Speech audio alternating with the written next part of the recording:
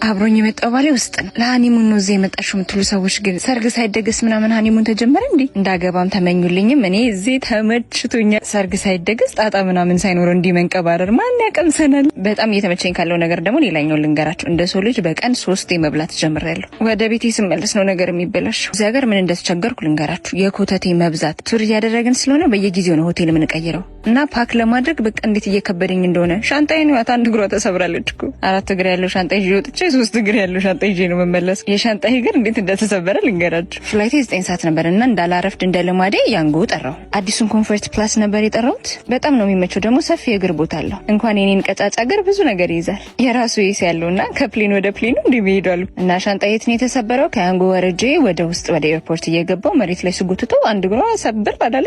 ብትሰበሪን ያልቀርብዬ እኔም ሻንጣዬም ሰበር ሰካያለን ወደ ዩጋንዳ ጥልቅ እና እንደ መረረኝ በቃ እግር የሌለው ሻንጣ ተሸክሞ መዞር ነው እላቸዋለሁ።